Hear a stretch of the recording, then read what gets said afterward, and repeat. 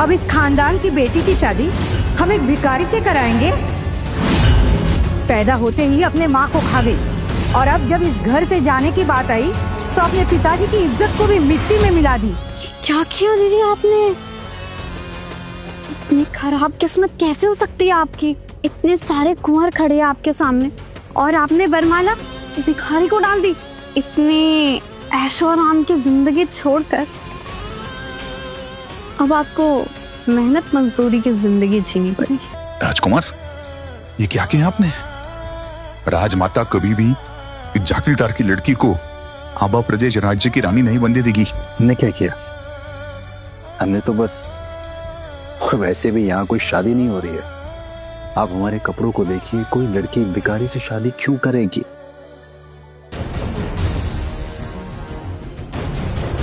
इस प्रथा को मना नहीं कर सकते। पिताजी को देश निकाला मिल जाएगा। वैसे भी हम किसी राजकुमार से भी शादी नहीं करना चाहते। मना करने की सोचना भी मत। हम आपसे शादी करने के लिए तैयार हैं।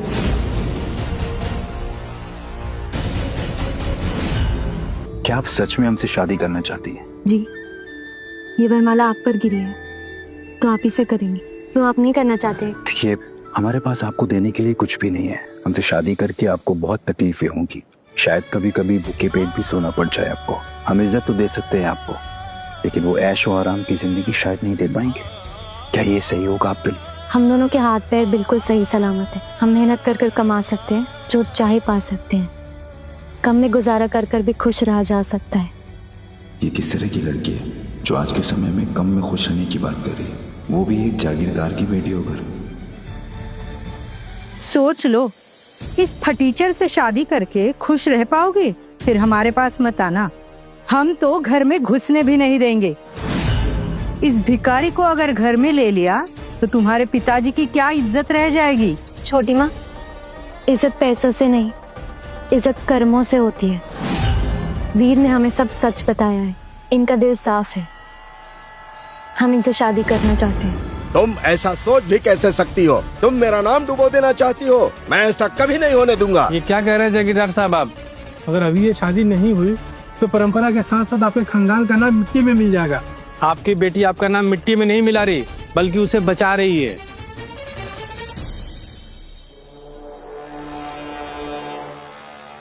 एक बात बताओ, तुम्हारे पास और कोई कपड़े हैं या फिर शादी में भी यही पहन के आने वाले हो? और हाँ, अगली बार मेरे पास खड़ा होना है ना तो नहा कर आना। दीदी, मैं कह रही हूँ, ये शादी करके ना बहुत पछताओगी आप। फिर मत कहना। मेरी शादी ना प्रताप खानदान के युवराज सिद्धार्थ से हो रही और तुम बनोगी भिखारी। लेकिन अब तुम्हारी बारी। जिस युवराज से शादी करने के लिए आप इतना उछल रहे हैं, आप उनकी असलियत जानते नहीं हैं। पर आपको तो कोई तकलीफ नहीं होगी, क्योंकि प्यार करना तो आप भी नहीं जानते। तुम्हें सिर्फ हैसियत और ऐशो आराम दिखता है। मुझे सिर्फ प्यार और इज्जत चाहिए। देखते हैं कितने दिनों की अकड़ है आपने। इस गरीब फटीचर से शादी करके ना आप हमेशा मेरे जूतों के नीचे रहोगे। तुमसे नीचे ही रहूंगी, इसलिए जब भी तुम्हें देखूंगी मेरा सर ऊपर होगा। सर तो तुम्हारा झुका रहेगा।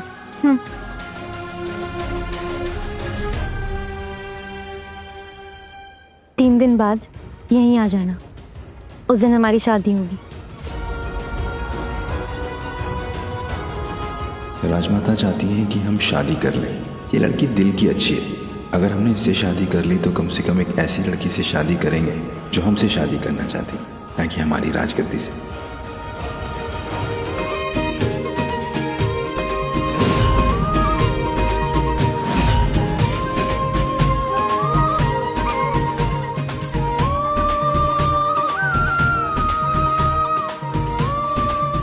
कितनी प्यारी लग रही है मेरी बेटी। कहीं किसी की नजर न लग जाए।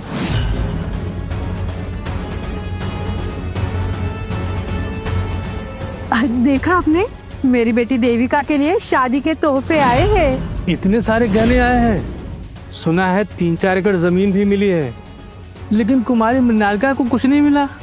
दीदी, अब ऐसे भिखारी से शादी करोगी तो क्या ही मिलेगा? फटे पुराने कपड़े, बदबूदार बिस्तर और कचरे के ढेर के सामने वाला पेड़। देखो, युवराज सिद्धार्थ आ गए। आओ बेटा आओ। पिताजी प्रणाम, माताजी प्रणाम। जीते रहो। यहाँ आओ ना बेटा।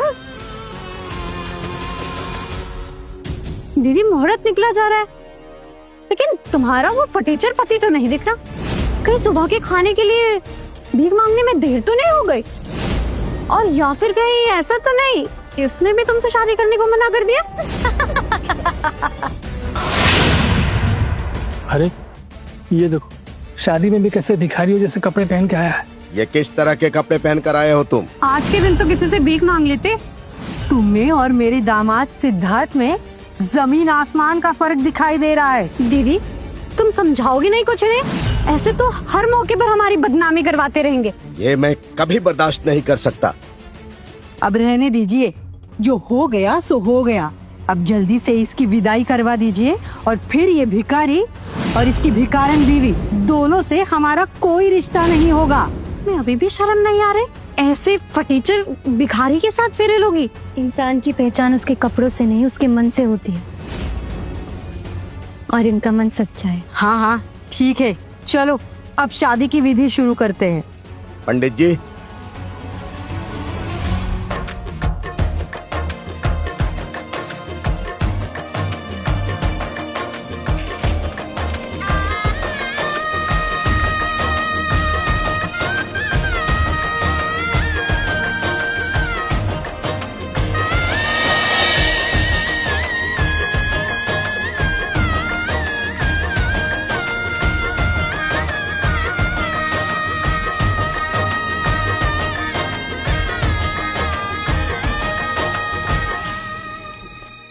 अब ये मत कहना कि अपनी बीवी को तुम पैदल लेकर जाओगे। क्यों नहीं, अब सारी जिंदगी ऐसे ही तो मेहनत करनी है, अभी से शुरू कर सकते हैं। और हाँ दीदी, पिताजी का इस तरह से दिल दुखा कर जा रही, दोबारा कभी शक्ल मत दिखाना है आपने। हाँ, आज से तुम्हारा इस परिवार के साथ कोई रिश्ता नहीं होगा। विदाई लो और जाओ अपने भिखारी पति के घर। रानिका, चलिए घर चलते।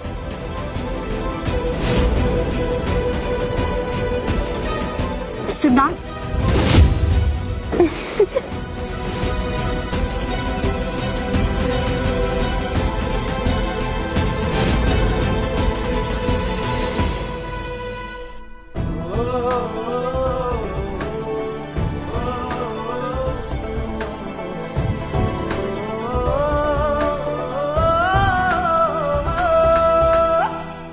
राम,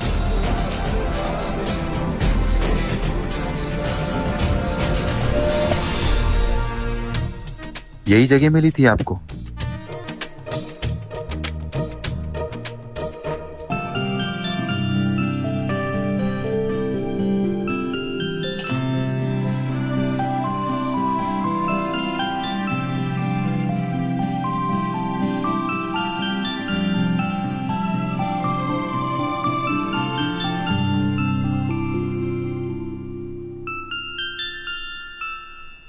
इतना छोटा घर, ऐसे घर में कोई कैसे रह सकता है? आप ही ने तो कहा था एक छोटा सा घर ढूंढने, किसी को पता ना चले कि आप एक राजकुमार हो, इसलिए ये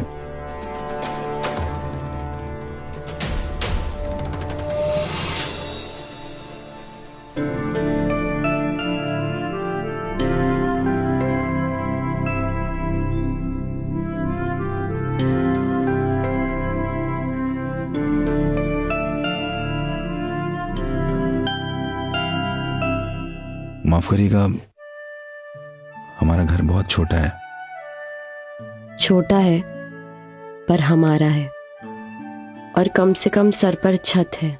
लोगों के पास वो भी नहीं होता। अब यही हमारा संसार है, और अब हमारी चिंता मत करिए, इसे तो हम साफ सुथरा करके मकान से घर बना देंगे।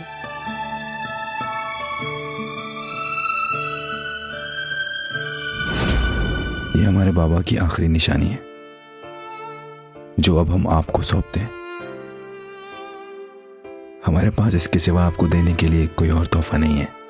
आप इतनी कीमती चीज हमें कैसे दे सकते हैं? ये तो आपके पास होना चाहिए। ये तो आपके पिताजी की आखिरी निशानी से आप हम कैसी बात कर रही हैं?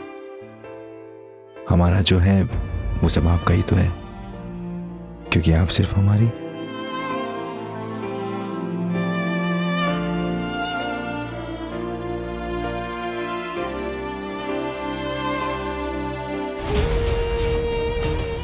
राजमाता, मेरे राजकुमार वीरेंद्र ठीक तो होंगे ना? बचपन से मैं उनकी प्रतीक्षा कर रही हूँ। घबराओ मत बेटी, सेना प्रमुख बलदेव राजकुमार के साथ ही हैं, तो उन्हें कुछ भी नहीं होने देंगे। वो जैसे ही लौटेंगे ना, मैं उनके कान पकड़कर तुम दोनों की शादी करवा दूंगी, ठीक है?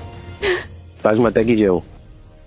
खबर मिली है कि राजकुमार वीरेंद्र चंद्रवान राज्य में है और उन्होंने वहाँ शायद वहाँ क्या? बोलो। किसी और से शादी कर ली है।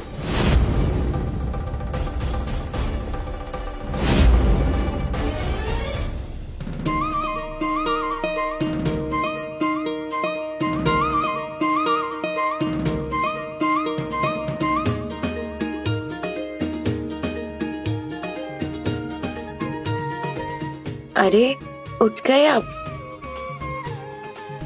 उठिए, चलिए चलिए तैयार हो जाइए, पग फेरा है आज, पिताजी के घर जाना है। चलिए।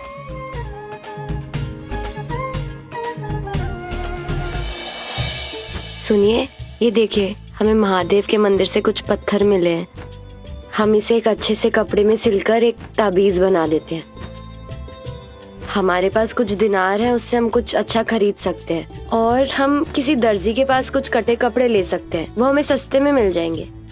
ठीक है, चलिए आपको बाजार लेकर के हम चलते हैं, फिर वहां से आपको आपके घर लेकर के चलेंगे। चलिए। राजकुमार की जय हो।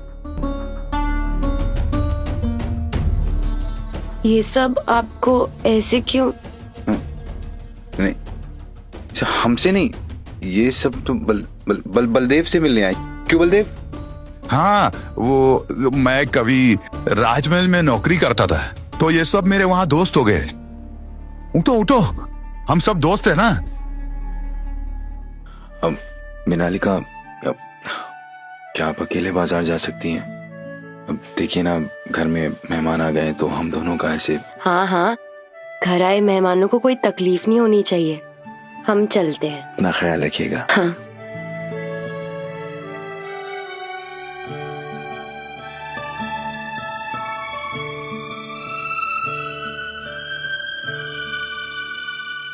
बोलो, क्यों आए हो? राजकुमार, राजमाता संभावी देवी की तबीयत खराब हो गई है, वो आपसे मिलना चाहती है। मृणालिका के घर पर उपहार भिजवा दीजिए और कहिएगा कि ये उपहार उनकी तरफ से आए, चाहिए उनके पीछे। उन्हें किसी भी चीज की तकलीफ नहीं होनी चाहिए। जी राजकुमार। चलिए। छोटी माँ, पिताजी, हम वापस आ गए हैं। कहाँ हैं आप लोग? पग फेरे वाले दिन अकेले आई हो? तुम्हारा वो फटीचर पति एक दिन भी तुम्हारे साथ नहीं रह सका? पग फेरे में अकेले आते हुए शर्म नहीं आ रहे? और कितनी गिरी हुई हरकतें करोगे? ओ, पग फेरे में खाली हाथ आ रही हो ना, इसीलिए शर्मिंदा होकर तुम्हारा पति नहीं आया तुम्हारे साथ। वैसे भी देखने में बेशर्म तो लग ही रहा था। और भिखारियों में शर्मिंदगी होती भी कहाँ? उससे भी बीच कर एक वक्त का खाना खा लिया होगा ना तुमने? क्या हाल हो गया है बेचारी का, कितनी कमजोर हो गई हो तुम। क्या हुआ, तुम्हारे भिखारी को कल भीख नहीं मिली क्या? कुछ खिलाया पिलाया नहीं तुमको? अगर तुम्हारी शादी नहीं हुई होती ना, तो मैं तुम्हें अपने पास रख लेता। अरे मेरी साली हो तुम, तुम्हारे लिए इतना तो कर ही सकता हूँ मैं। जाने दीजिए ना, आप इसके फटीचर पति की इतनी चिंता क्यों कर रहे हैं? इसने चुना है, खुद भुगतेगी। हमारा हम भुगत लेंगे, आप अपना देखिए। आज सुबह मिल रही है ना आप अपने युवराज को। सुबह हम बाजार गए थे, वहाँ हमने सुना कि कल रात युवराज दासियों के साथ शराब पी रहे थे। शादी की रात से ये बाहर है, लड़कियों के साथ अय्याशियां कर रहे थे। ये सबको पता चल गया है, मेरी बदनामी हो रही है, पर मैं दीदी को जीतने नहीं दूंगी। जलन में लोग कुछ भी कहते हैं, कुछ भी अफवाह फैलाते हैं, इन्हें बहुत काम होता है। तुम्हारे पति की तरफ भिखारी नहीं है ना कि घर पर बैठे रहे। मृणालिका, तुम यहाँ क्या कर रही हो? मैंने तुमसे कहा था ना कि कभी अपनी शक्ल मत दिखाना। तुमने एक भिखारी से शादी की है, अब तुम्हारे लिए इस परिवार में कोई जगह नहीं है। पिताजी, ऐसे मत कहिए, बेचारी कहाँ जाएगी? कभी कभी तो आ ही सकती है ना। हाँ, रोज रोज का आना जाना हमारे परिवार के लिए अच्छा नहीं, लेकिन 2-3 साल में तो एक बार मिलने आ ही सकती है। वैसे माँ पिताजी के लिए कुछ लाई नहीं, खाली हाथ आई हो? ये हमने मंदिर के पत्थर से बनाया है। ये आपकी रक्षा करेगा। तुम्हारी हिम्मत कैसे हुई इतना छोटा और घटिया उपहार देने की? अरे भिखारी से शादी की है, ये भी इसके लिए बहुत है। प्रणाम। राजमहल से तोहफे आए हैं। मंत्री जी कह रहे हैं उदय सिंह राठौर की बड़ी बेटी की तरफ से पगफेरे के लिए तोहफे आए हैं।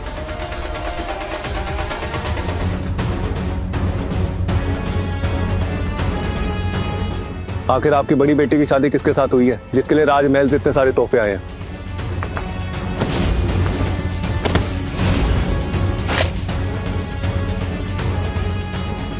ये तोहफे जरूर राजकुमार ने भिजवाए होंगे।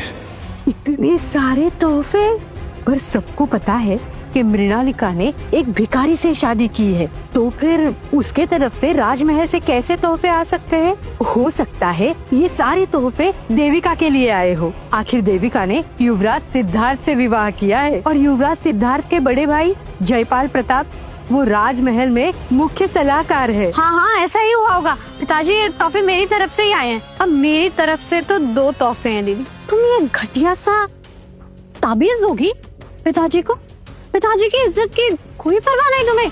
तोहफे की गिनती नहीं, उसके पीछे देने वाले की सच्चाई और भावना देखी जाती है। चुप हो जाओ। एक तो भिखारी से शादी करके हमारी गर्दन झुका दी और अब यहाँ खड़ी होकर प्रवचन दे रही हो तुम। पिताजी, क्या आपके लिए आपकी बेटियां सिर्फ सम्मान और पद प्राप्ति के लिए होती हैं? आप चाहते थे हम ऊंचे पद के व्यक्ति से विवाह कर लें ताकि आपको सम्मान और महंगे तोहफे मिल सके। क्या आपकी नजर में आपकी बेटी का अस्तित्व सिर्फ इसी के लिए है? बदतमीज लड़की। मैं इनके सामने राजकुमार की असलियत नहीं आने दे सकता और मुझे राजकुमार तक ये खबर पहुंचानी होगी कि यहाँ पर राजकुमारी मृणालिका के साथ कैसा बुरा व्यवहार हो रहा है। ये हार तो राजघराने का लगता है। हाँ,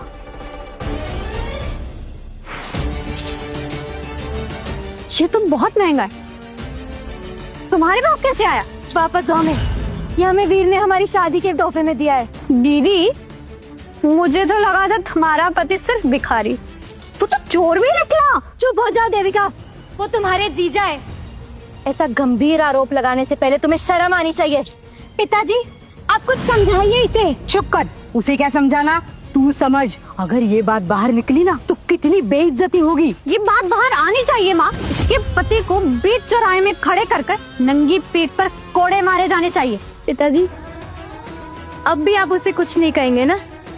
आखिर मैं भी आपकी बेटी हूँ। हाँ हाँ, इस घर की बड़ी बेटी हूँ तो कुछ भी कर सकती हूँ। ये तोहफा वापस चाहिए ना तो एक वादा करो, मेरे परिवार से हमेशा हमेशा के लिए सारे रिश्ते तोड़ दोगी। पिताजी, एक तो तुमने उस भिखारी से शादी की और फिर पग फेरे में शगुन के नाम पर हमें इतनी घटिया चीज देकर बेइज्जत किया। आज से हमारा तुम्हारा कोई रिश्ता नहीं है। ठीक है पिताजी, अगर आपके लिए धन और ओहदा अपनी बेटी से ज्यादा जरूरी है तो आज से हम इस परिवार से सारे रिश्ते तोड़ते हैं। अरे रुको ना, कहाँ जा रही हो? इतना सब कुछ होने के बाद बिना सजा भुगते तो तुम यहाँ से नहीं जा सकती। तुम जो चाहती थी वो तो हो गया, अब क्या करना चाहती हो? सैनिकों, रसोई से जलता हुआ कोयला लाया जाए, बिछवाना है। मृणालिका को उस पर चलना होगा। राजकुमार,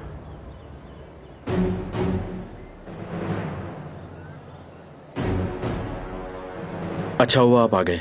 राजमाता आपकी प्रतीक्षा कर रही है। अब ठीक है, आराम कर रही है अभी। राजकुमार, राजकुमार, मृणालिका को उसके घर वाले बहुत परेशान कर रहे हैं। वो बहुत तकलीफ में है। आप तुरंत चलिए राजकुमार। इनकी इतनी हिम्मत। इस पे चलना होगा, तभी तुम्हारे पापों का प्रायश्चित होगा। नहीं, हम ऐसा नहीं कर रहे हैं। हम जल जाएंगे। हमने कुछ गलत नहीं किया है। चुप। अग्नि द्वारा शुद्धि से ही हमारे खानदान का नाम वापस ऊपर उठ सकता है, वरना तुम्हारे पिताजी पर कोई थूकेगा भी नहीं। देखो, अगर तुम्हें तुम्हारे प्यारे पति का दिया हुआ तोहफा वापस चाहिए तो चलो, वरना मैं जला देती हूँ। नहीं नहीं नहीं, ऐसा मत करो। मैं जलते हुए कोयले में चलने के लिए तैयार हूँ।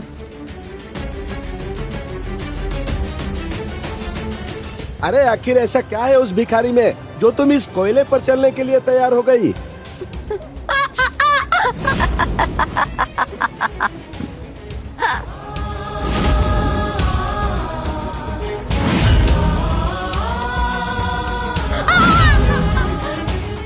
ये हार जरूर उस भिखारी के लिए ना बेशकीमती होगा। ये हमारे बाबा की आखिरी निशानी है।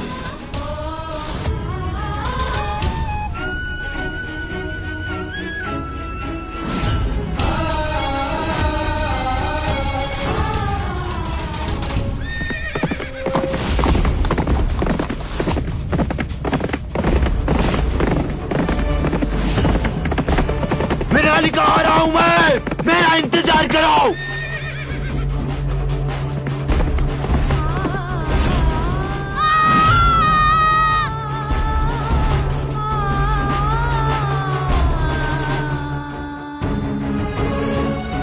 घबराना मत वीर, तुम्हारे पिताजी की आखिरी निशानी को हम कुछ नहीं होने देंगे।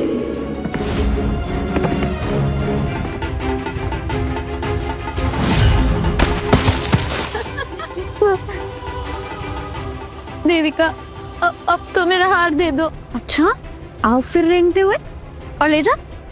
आओ ना। भले हमारी जान क्यों ना चली जाए, हम तुम्हारे दिए हुए इस हार को सही सलामत वापस हासिल करेंगे। लो।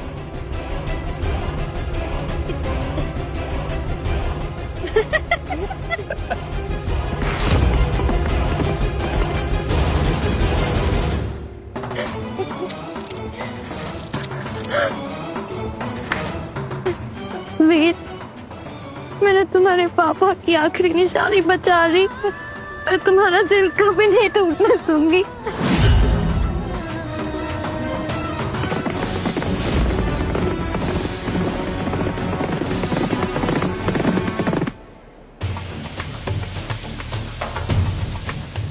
तुमने एक फटीचर भिखारी से शादी की और मैंने प्रताप खानदान के युवराज से, लेकिन फिर भी तुम मुझसे ज्यादा खुश कैसे? मैं ऐसा नहीं होने दूंगी। तुम्हारे इस खूबसूरत चेहरे को जला दूं तो क्या फिर भी तुम्हारा वो फटीचर पति तुम्हें अपनाएगा? हाँ, तुम जैसे गिरी हुई औरत को प्यार करेगा? बोलो। हाँ, तुम्हारा ये चेहरा ना आज जला ही देती, कोई भी खुशी तुम तक कभी नहीं पहुंच पाएगी। क्यों मुझसे इतनी नफरत करती हो देविका? मैंने बचपन से तुम्हें अपनी बहन जैसा प्यार किया, कभी कोई भेदभाव नहीं किया। फिर क्यों? क्योंकि बचपन से इस पूरे घर में सिर्फ तुम और तुम्हारी माँ का, मरी हुई माँ का साया हमारे सिर के ऊपर रहा है। अभी मैंने प्रताप खानदान में शादी की, सिर्फ तब से पिताजी मुझ पर गर्व करने लगे। उससे पहले सिर्फ तुम थी हर जगह, लेकिन अब मैं ऐसा नहीं होने दूंगी।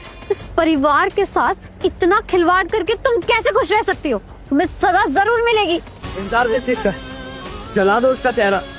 ये इसी लाए थे। देविका रुक जाओ, मैं यहाँ से बहुत दूर चली जाऊंगी, मैं तुम्हारी जिंदगी में नहीं आऊंगी। खुशी से तो तुम्हें यहाँ से वैसे भी मैं जाने नहीं दूंगी, बर्बाद होकर जाओगी तुम। देविका बेटी, ये कुछ ज्यादा ही हो रहा है। आप चुप रहिए, आपने ही सर चढ़ाया था इसे, इसीलिए आज ये दिन देखना पड़ रहा है। अगर सजा नहीं दी ना तो आगे भी आपका सर ऐसे ही झुकवाती रहेगी। तुम ऐसा नहीं कर सकती हो देविका। कर सकती हो, मैंने कहा था ना तुमसे, भिखारी से शादी करोगी ना तो मेरी चूटी के नीचे ही रहूंगी। मैं जब चाहे मैं तुम्हें किसी भी वक्त कुचल सकती। राजकुमार वीरेंद्र पधार रहे हैं।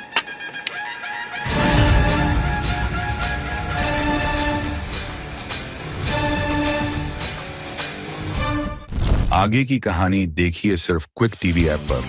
आज ही शुरू करें क्विक टीवी का फ्री ट्रायल।